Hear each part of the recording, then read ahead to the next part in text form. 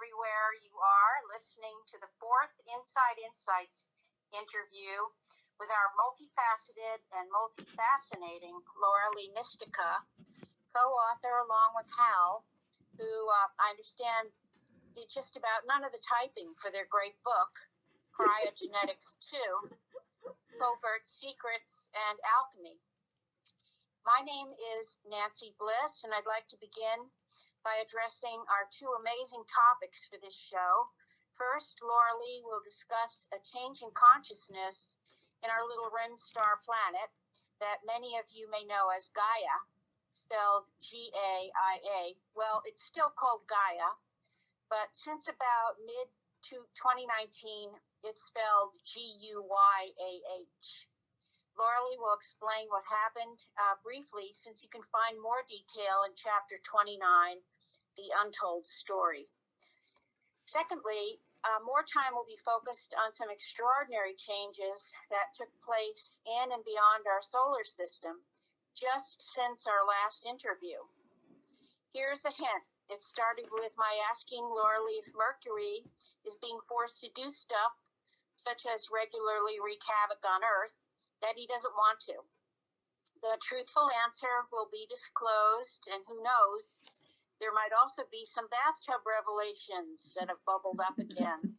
So here's Laura Lee to take us away. Oh, it's good to be back. First of all, I think we should maybe talk a little about the interference we had on the last one. We didn't really talk about it, but tell me what happened to you on our last interview, number 3. Yeah. Well, about an hour before it began, I had serious jitters, even more than the first interview, which was my first interview. And I felt quasi-insane, really. I recognized that it wasn't me, though, which took away a lot of its power. So I feared going blank, and then when Laura Lee and I were talking, I found that I was tongue-tied, which is very unusual for me because I'm a real yacker. So we worked on ourselves for, what would you say, Laura Lee, about 10 to 15 minutes, egging and deep breathing and so forth. And I would like to apologize. I was a little spacey, but, last time it wasn't the equipment, it was us. Well, right. And the thing is that we both didn't know is that I was feeling it too. About 45 minutes or something before we were to get online to do the interview, I just started getting jitters inside and buzzing and just feeling spacey. And I'm like, okay, well, this ain't right. And then come to find out Nancy was getting it too. And then Nancy said, well, so the AI, instead of interfering with our equipment, interfered with our heads and our nervous system. That's about like what it was. Well, then, let's talk a little bit about what happened just in the past hour when we tried to do this interview, and I called Nancy, and she couldn't hear half of what I said, or I couldn't hear her. And I said, "Are you okay?" And then it was blank, and then she pipes up and says, "Why do you think I'm not okay?" And then it's blank, and then I said, "Because you're not saying anything," and then it's blank, and then she says, "Well, I'm talking." And so we weren't hearing each other, and I'd say, "Hello, hello, hello," and she couldn't hear me, and then she'd say, "Hello, hello, hello," I couldn't hear her. And so it went back and forth like that, and then we could hear each other, and then we couldn't, and then we could, and then the cycle started again. And so we thought, okay, well, let's hang that up. We'll try again tomorrow. Well, then my husband got a great idea. Well, instead of using the landline, which had a little bit of a buzz in it, and it's never done that to me before. It's never like cut off, both sides of the conversation like that. That's never happened. So then he said, well, why don't you use your cell phone? Well, usually my cell phone doesn't work so well. So I thought, well, it's worth a try. So that's what we're doing it on now is were talking on my cell phone, and I'm recording it on my laptop. So that's how we're doing it this time. So, it just goes to show you, we always look for another way, just because Right. the Dark Lords try to stop us. It's like, okay, if you keep looking, you'll find another way. So, I would like to put that out to everybody out there. When you start getting messed with, go, okay, well, I'm just going to get creative and I'm going to find another way. And this is about, I don't know, the 10th different way I have tried to do these shows, these videos, because I try one way and then it works for a couple of times and then it gets shut down. So we'll just keep finding ways, and eventually, I think the Dark Lords are going to get tired. I don't know. Maybe we can wear them out. I don't know. That's kind of my hope. So anyway, that's our history on what's been going on. Mm-hmm. So go ahead. Okay. Yeah. So I take guess her away. So first of all, if you've read Cryogenetics 2, you've read the story about Gaia and our little green Earth. And so I'm just going to give you a quick rundown on that, because there's more to it. There's the story continues. But what happened is, a long time ago in a galaxy far, far away. Not really. It was actually a hologram far, far away.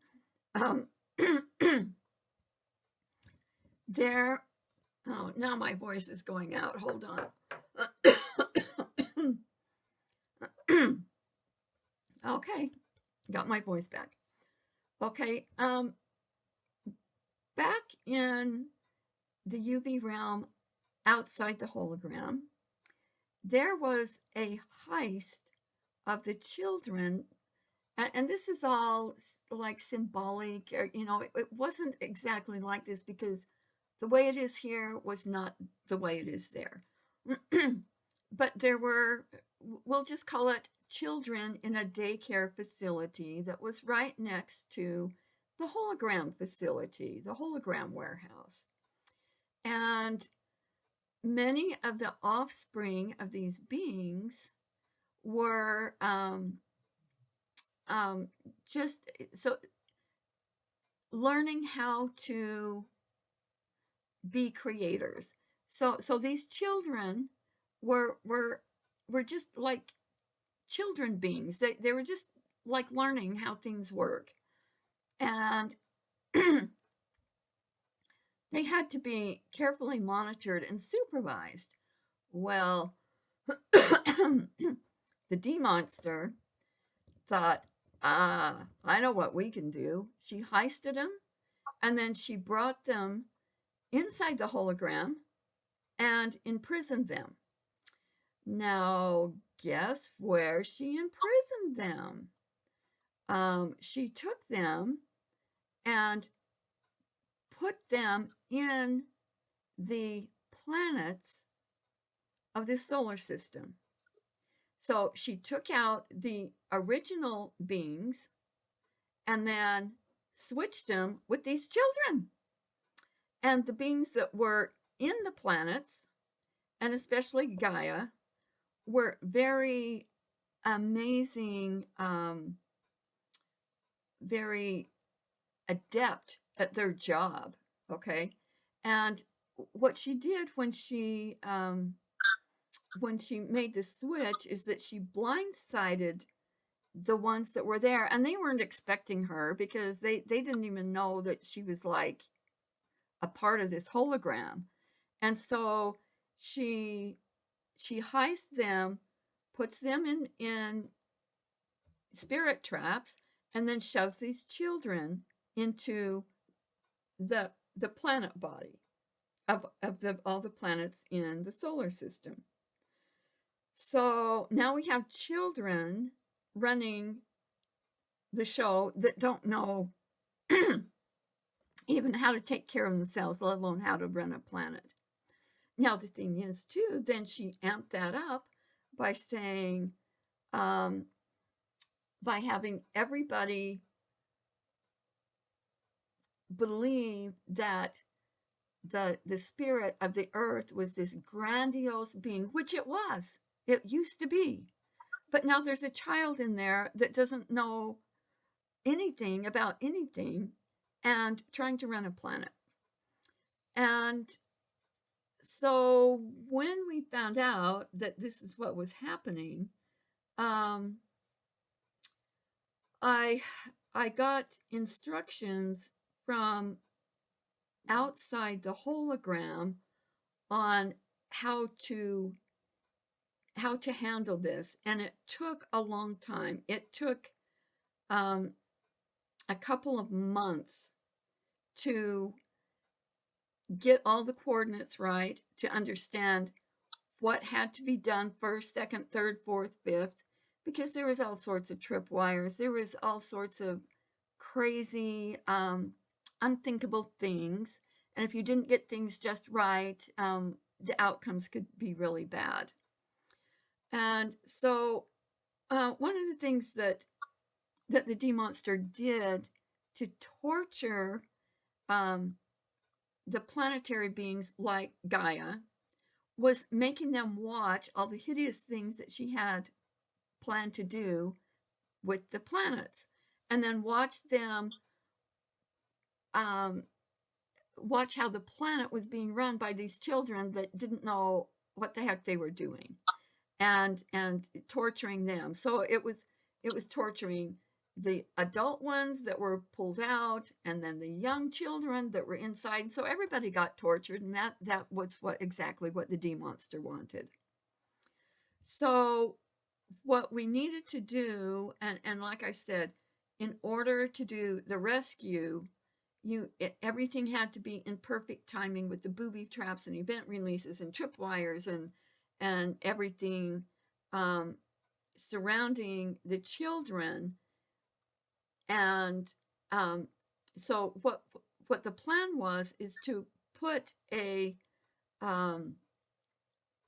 very honorable AI placeholder that was pre-designed and pre-programmed to manage and operate the planet.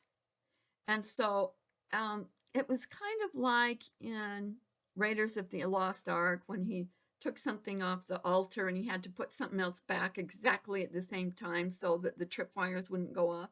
It was a lot like that. So we were able to pull out the children, put this placeholder in there until we could go out and find the real planet, the real Gaia, which it took 2 months to do that. So then we sent the children back to rehab. This was done on all the planets. Send the children back to rehab. Then we have to go find the other, the originals, get them, and that was a process. That didn't happen in 2 seconds. Finally found them, sent them back to rehab. Once they were all rehabbed and back on their game, then they could come back and replace the placeholders. And when this happened, like I say, it took 2 months. This was back in 2019. And it took from August to the end of September to do this whole operation. And now Gaia is, people think Gaia is this grandiose woman. Well, that's kind of true. But Gaia has got a perfect balance of male and female. Gaia is strong and noble and compassionate and kind, and it's like the best aspects of the male and the female. And so we have changed the spelling of Gaia to be G-U-Y for male and A-H-H for female. So now it's Gaia. And you don't have to have the second H on it, but I put that on there. So it's G-U-Y-A-H. And so that's just a little background on what's been going on and why there's been like so much chaos and and um, and just unspeakable things that have been happening in the past. And so as we go, each one of these rescues make things a little bit easier and a little bit easier and a little bit easier. Well, that kind of goes into Mercury that just came out of retrograde just today. Today is the 4th of January. And when we, did you want to say something there? No. Oh, okay. It sounded like you were trying to talk and I didn't want to talk over you. Okay. So we were in a meeting, HRT, Hologram Rescue Team meeting, and we were talking about the current, retrograde and all the crazy that was going on. And Nancy said that she thought Mercury was being forced to do the things he doesn't want to do. And I had picked that up before, and I'd done a little bit of work on it before, but not like full on like we did that day. And so we just stopped and took a minute, and one of our members said he found what he called 4 fakey wakey AI factories that created duplicate, fake, and decoy planet emanations. So we've got these funky things trying to make the planets do. We got this factory making funky things that the planets do and pulling them off their original path. And so I went behind the projected decoys and found the real factories that were doing it. It's like they, it's part of how they do it. It's like, okay, oh, here's our factory, blah, blah, blah, blah, blah. And it's like, no, there's more to it. So I found the real ones that were doing this. And guess who was helping me? It was the Spy versus Spy Birdies. And so we went through and found all the fakey wakey factories and the real ones, and got the intel from the for the authentic codes and blueprints needed by the planets in all the solar systems, constellations, asteroids, comets, in everything, and gave it back to them. And then took the entire system of projected duplicate decoys and created that were created at the fakey wakey factories and put them to 0. So then Mercury thanked Daniel, and he said, dude, I didn't want to do it. Or at least that's how Daniel, the guy that was helping us, interpreted that. I thought that was pretty funny. And so the thing is, Mercury's original intent was to help us by making us go in the past and reviewing things so that we could fix it.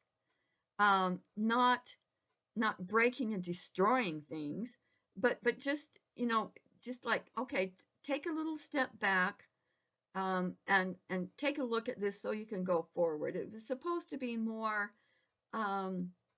congenial than like hitting you back and forth and inside and out and causing horrible miscommunications that turn into wars.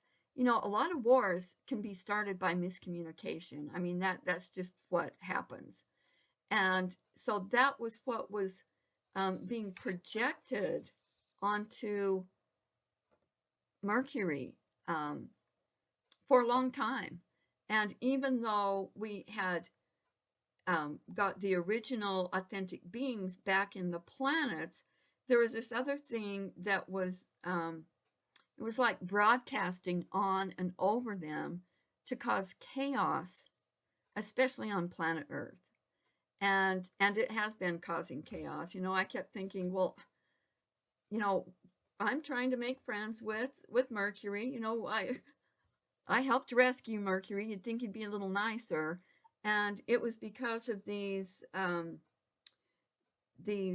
overlays, and it was like absolute interference with the frequencies that they were, the benevolent frequencies that they were putting out. And so it's like putting this dissonant tone that caused chaos and destruction, instead of, you know, just taking a step back and looking.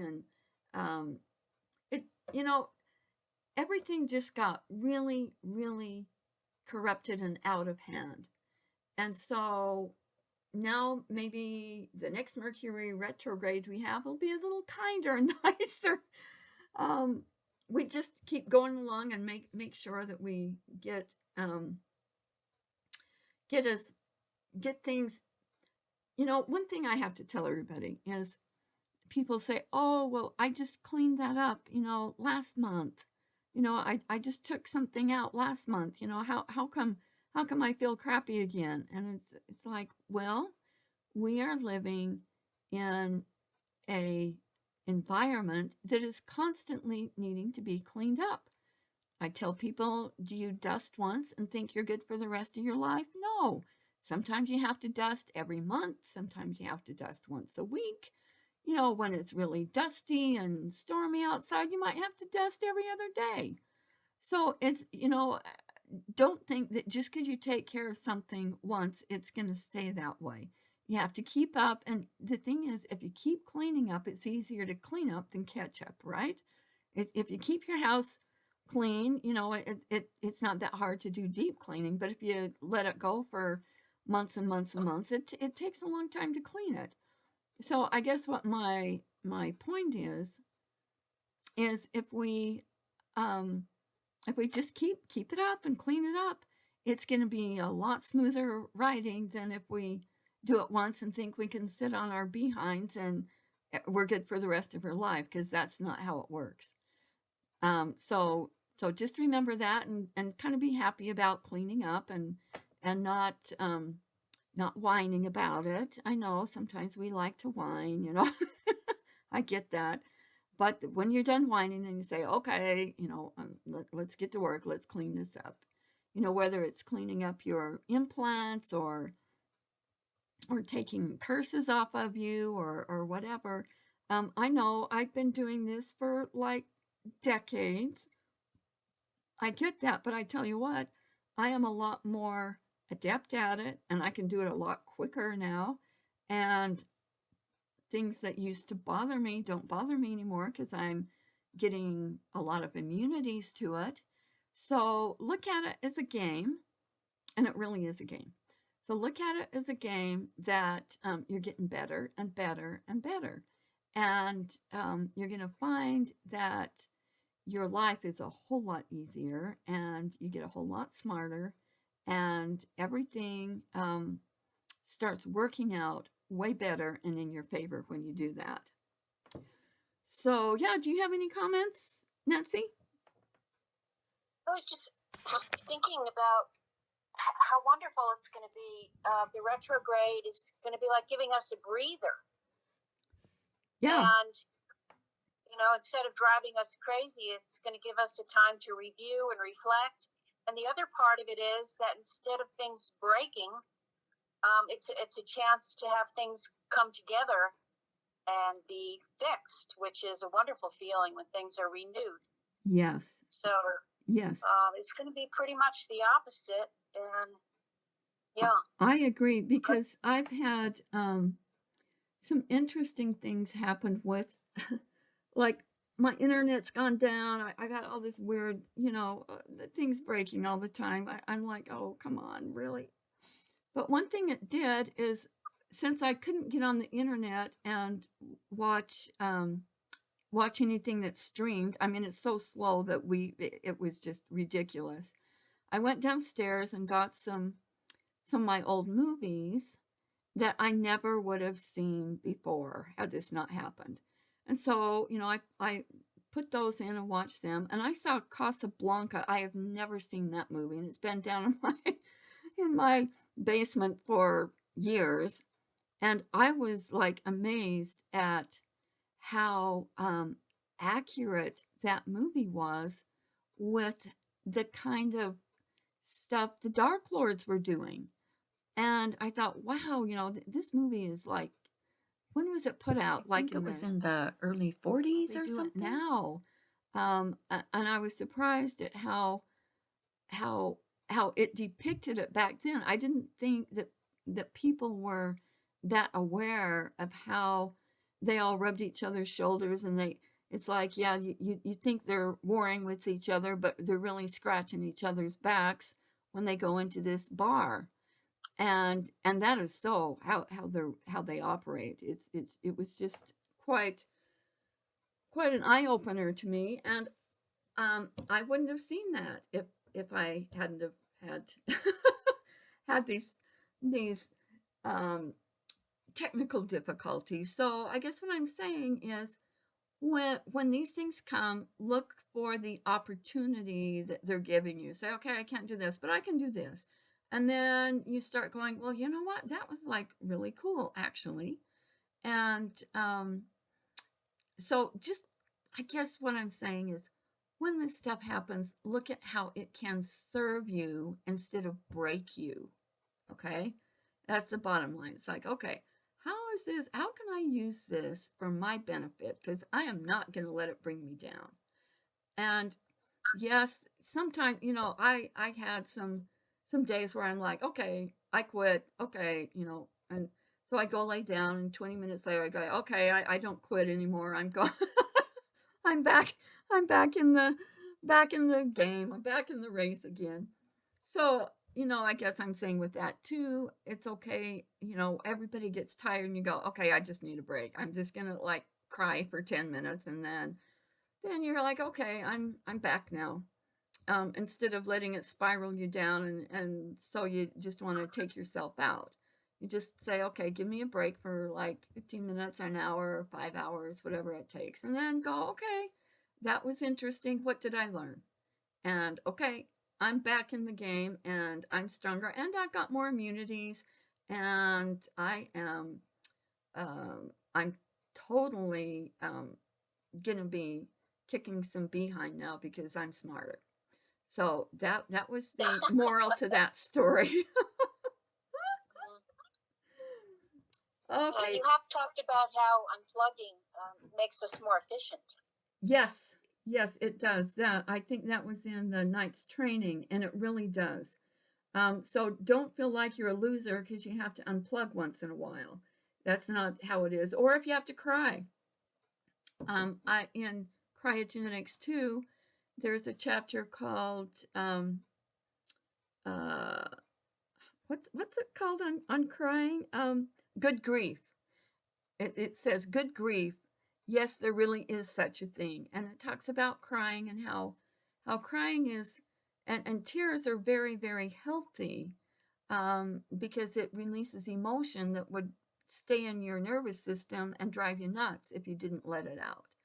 So when you get Cryogenetics 2, make sure you read that if you're not feeling very well, because it will help you pick yourself back up and understand yourself a little bit better. The whole book will help you.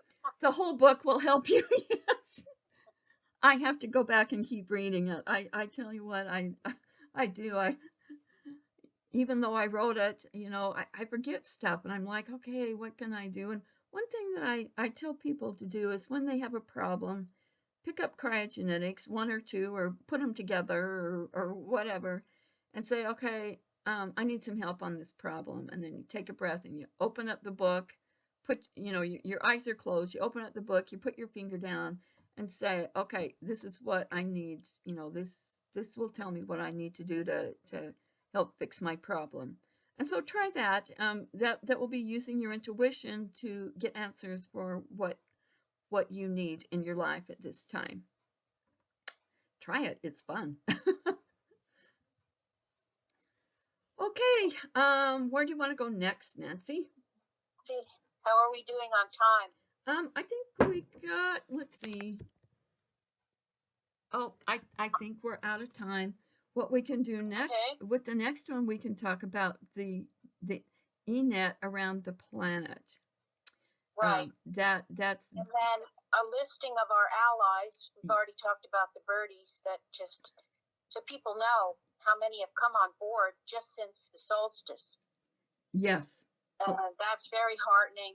And then, sure enough, there'll be something else between now and our next Oh, I'm interview. sure there will be. Yeah, I mean, I keep trying to pull something from the book, but then there's always something more recent, pertinent, and big.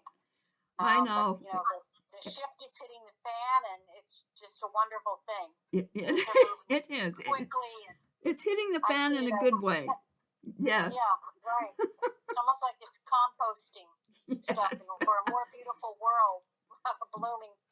So I guess we want to. Should we say goodbye? Yeah, let's say goodbye for now, and we'll pick this up next week and get moving. So,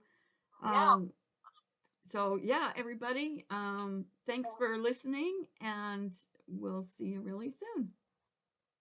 Okay. Bye-bye.